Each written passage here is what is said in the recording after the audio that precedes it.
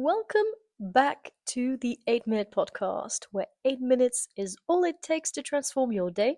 So, if you're ready, let's dive in and make every minute count.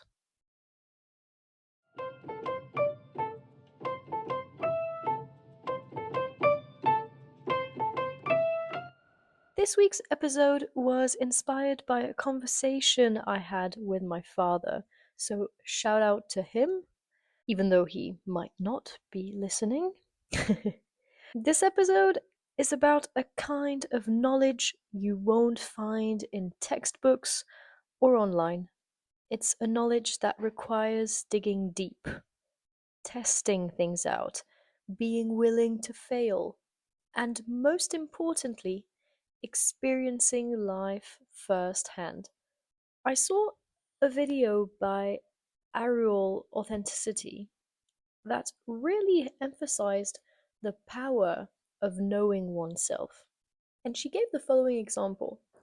Imagine two people at a restaurant. One is confident, knows what they want because they've tried everything already. They don't need recommendations unless they're curious to try something new.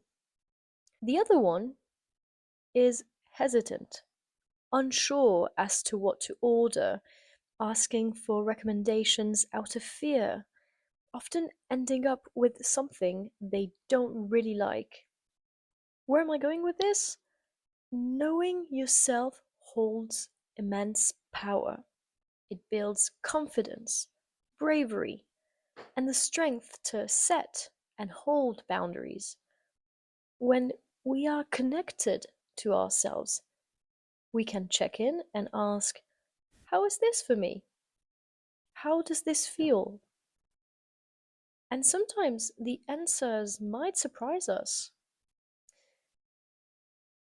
This inner dialogue, this self connection, lets us act in alignment with who we truly are. But it takes deep self awareness and knowledge of oneself to get there. And one way, I think the fastest way to get there, is through experience. Life happens in the experiential, usually when we jump into the unknown, often with so much uncertainty. That's when growth really happens and when we get to know ourselves better. So, through experiences, we develop what I like to call the skill of the self. So, I'm not sure whether that's a formal term or not, but I think it fits well. For example, I've developed my sense of fashion a lot over the years. Am I a fashion icon? Absolutely not. I mostly wear workout clothes. But now I know what works for me. I can work into a store confidently, try things on, and know if it's going to be a worthwhile purchase or not. I know my colors and shapes, and I keep a sort of mental list of what works and what doesn't really work for me. But it wasn't always like that. Over the years, oh my god, I made so many fashion faux pas. You can call the fashion police. I was a repeat offender. But that's the point. To learn about yourself, you must try, fail, recalibrate, start over, and then you progress, then you evolve. And it's such a beautiful process when you think about it. Trial and error is often the fastest path to success, or in this case, the fastest path to knowing yourself. The more you try, the more you test, the more you fail, the more you develop the skill of the self. For me, putting myself in rigid societal boxes was a way to feel safe, when I was younger, and I think it is the case for many of us. But acting out of fear made me rigid and disconnected, and I was looking outside for answers that were already inside me.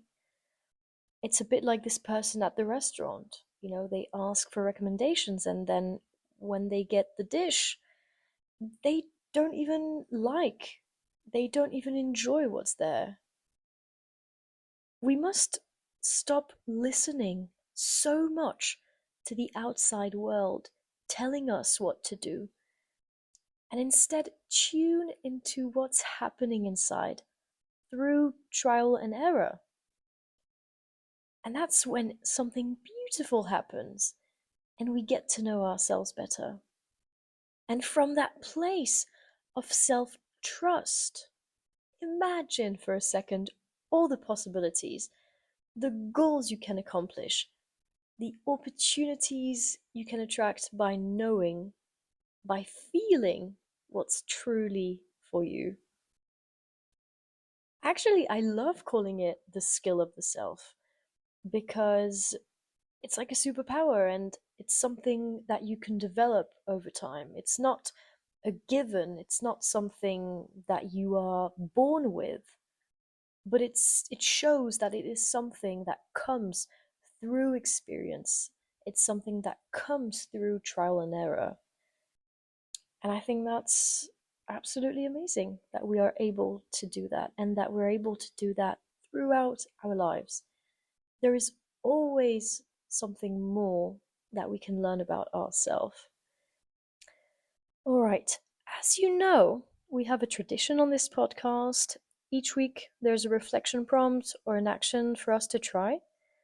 So this week, try for a day to pause before each decision and ask yourself, how does this feel for me? And write down your answers and see what you can learn about yourself. If you liked this, feel free to subscribe, leave a comment, or share it with someone who might need it. There is a new episode coming out every Monday on Spotify, Apple Podcast, and YouTube. As always, I value and appreciate each and every one of you. So thank you so much for tuning in. And remember that all you need is 8 minutes. Cheers.